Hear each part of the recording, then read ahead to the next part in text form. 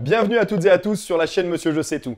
Panasonic vient de dévoiler dans une conférence en ligne un nouveau boîtier vidéo et photo, le Panasonic Lumix S5, DC S5, sa référence pour être précis.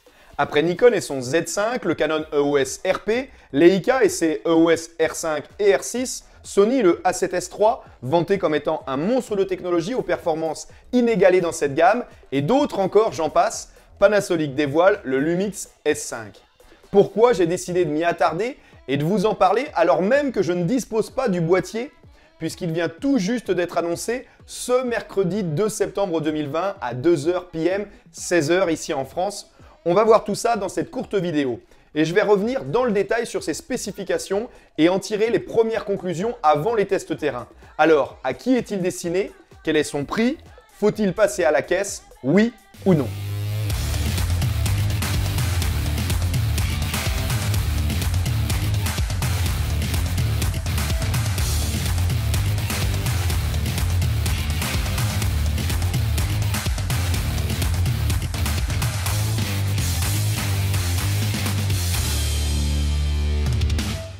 Un point sur la situation. Pourquoi m'attarderais-je sur le Panasonic S5 pour moi, créateur de contenu, filmmaker et photographe, alors que je dispose déjà de tout le matos nécessaire, d'un GH5 et d'un boîtier Nikon plein format? Est-ce la course à la consommation, à la dépense dans ce monde technologique où tout le matos devient rapidement obsolète? Dois-je revendre mon S1H qui a pourtant tout pour plaire? Non, je ne crois pas, l'annonce de ce Lumix S5 est une très belle promesse que nous a fait Panasonic, on va voir ça. Dans ce monde justement qui consomme d'année en année toujours plus de vidéos, les créateurs ont pris l'habitude de se lâcher, de laisser parler leur créativité dans leur réalisation vidéo et photo. Encore faut-il en avoir les moyens financiers et matériels. Les créateurs souhaitent plus d'aisance, plus de polyvalence aussi, avec toujours plus de qualité. Le Lumix S5 peut-il tenir cette promesse suite au teasing réalisé sur ce boîtier? Ils annonçaient, je cite, « Panasonic s'engage à répondre aux demandes passionnées de tous les créateurs à travers sa marque Lumix » et le nouveau Lumix S5 est l'une des incarnations de cet engagement. Avant d'entrer tout de suite dans le détail de ce nouveau boîtier hybride plein format de Panasonic, tirons une première conclusion simple et un placement évident de ce produit. Si je vous disais en introduction être content du résultat de mon matériel, un choix de matos somme toute très classique, comme en possède bon nombre d'entre vous, en revanche, Panasonic nous laissait guère le choix jusque-là entre conserver notre boîtier plein format pour des prestations photo en complément du GH5S ou du GH5 aux piètres performances de ce côté-là, ou de se diriger vers son modèle supérieur offrant une qualité vidéo et photo exceptionnelle, le Panasonic S1H. Sauf qu'avec ses performances en photo et en vidéo, après un passage chez le banquier, c'était direction la salle de sport avec près de 2 livres avec l'objectif « Bonjour le mal de dos ». Et bien justement, Panasonic a tenu sa promesse en répondant aux demandes des créateurs, un boîtier plus léger, moins encombrant et presque aussi performant que les S1 et S1H côté vidéo et photo. Avant de voir les performances software, les caractéristiques, voici les mensurations du Lumix S5. Il ne pèse que 714 grammes, 9,7 cm de hauteur, 8,2 de profondeur et 13,3 cm de largeur. Il est bel et bien plus compact que le GH5. Lors de sa présentation, enregistrée d'un peu plus de 10 minutes, Panasonic a déclaré « C'est un boîtier compact avec l'essence même de toute la qualité de la série S1 ». Côté encombrement, donc, la promesse est tenue, on va le voir tout à l'heure côté performance. Son design reprend celui des S1 donc, avec une miniaturisation et quelques belles annonces côté hardware.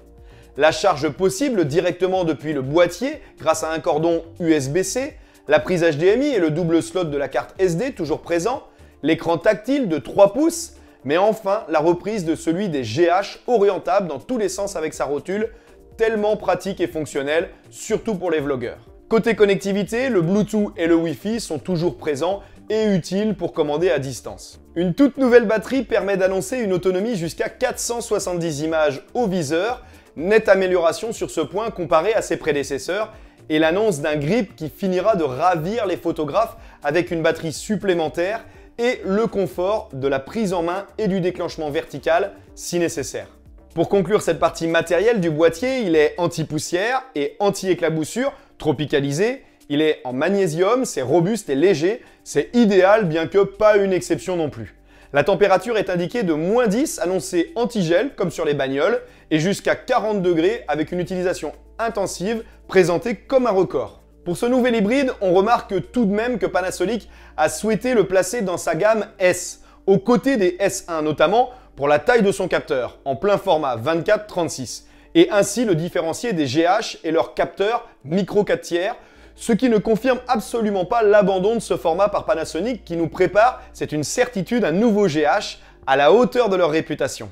Ce capteur donc, la puissance vidéo du S1H, et oui, Panasonic l'a annoncé comme tel et tout au long de sa présentation, les différents intervenants n'ont cessé de le comparer à son grand frère, pour pas dire son prédécesseur, à tel point c'était flagrant, je cite, « le meilleur du S1 et du S1H dans le S5 ». Moi je suis stupide, j'y crois, et c'est presque vrai.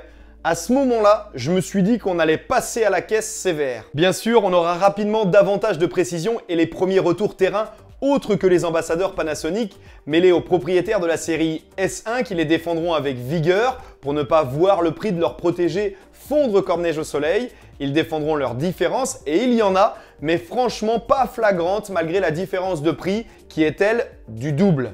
Le capteur de ce Lumix S5, 24 millions de pixels, sans filtre passe-bas, qui est censé limiter l'effet de noiret, idéal en vidéo, je vous le rappelle. Il hérite donc des caractéristiques du capteur du S1, mais avec la technologie Dual Native ISO du S1H, qui devrait donc nous offrir de superbes résultats, même en basse luminosité, avec une montée en ISO possible jusqu'à 51 200 ISO. Ne vous excitez pas quand même, avec cette technologie censée atténuer la formation de grains, on ne tournera pas dans le noir quand même, pour demain. Sans éclairage, même si, on l'a vu avec le GH5S, c'est quelque chose que Panasonic maîtrise bien.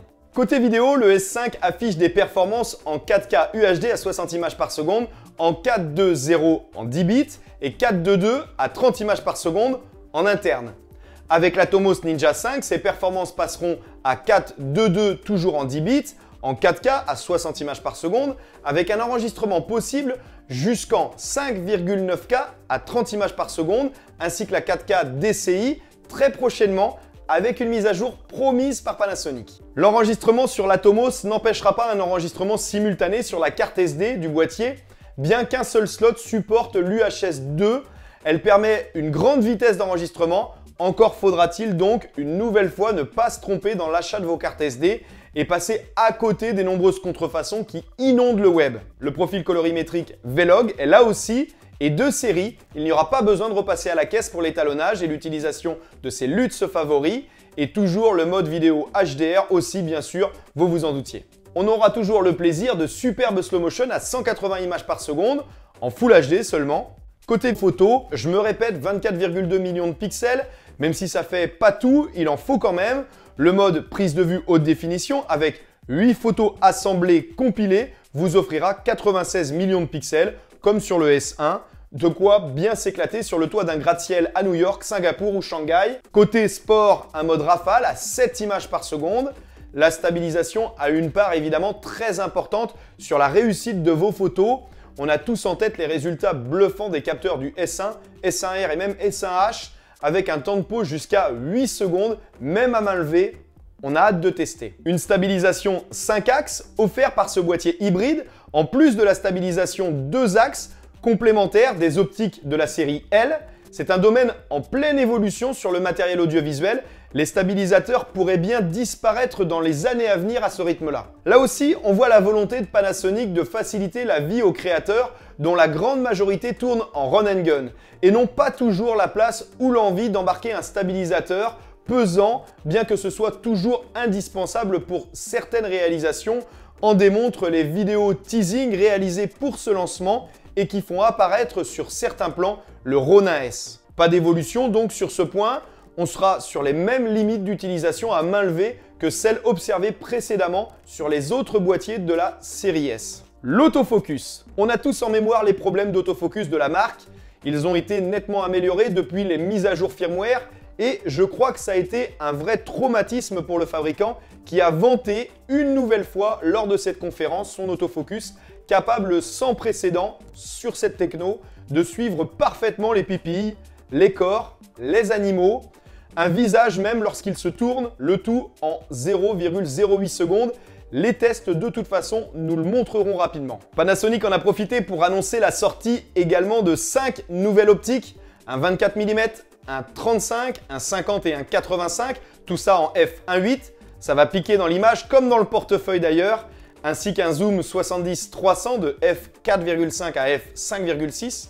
Le 85 idéal pour les portraits arrivera dès novembre, alors que les autres sont annoncés dans un futur proche. Avant de conclure, son prix, 1 999 € nu et 2 299 € en kit avec le Lumix 2060 qui a été annoncé il y a peu. Ça paraît un petit peu péjoratif de proposer un tel objectif alors que l'annonce de ses performances font l'effet d'une bombe dans cette gamme, mais n'ayons pas de préjugés, à ce prix, autant ne pas s'en passer. En conclusion, ils ont matérialisé un modèle léger, répondant à la polyvalence et aux besoins de créateurs nomades, sans avoir à transporter un pavé dans son sac à dos ou au bout de son stabilisateur, et sans concession entre photos et vidéos en plein format. Le Panasonic Lumix S5 est très prometteur, c'est vraiment un boîtier qui était attendu par les créateurs pour son poids, son encombrement et ses performances. Toutes les conditions sont réunies avec un bon tarif. Les premières livraisons auront lieu début octobre. On pourrait bien assister à la naissance d'un nouveau best-seller pour Panasonic. Dites-moi en commentaire ce que vous pensez de cette annonce, de ses caractéristiques. Est-il à la hauteur de vos attentes? On se retrouve très vite pour de nouvelles présentations, de nouveaux tests, des conseils et astuces. Le S5 sur le terrain. Ciao, à très vite!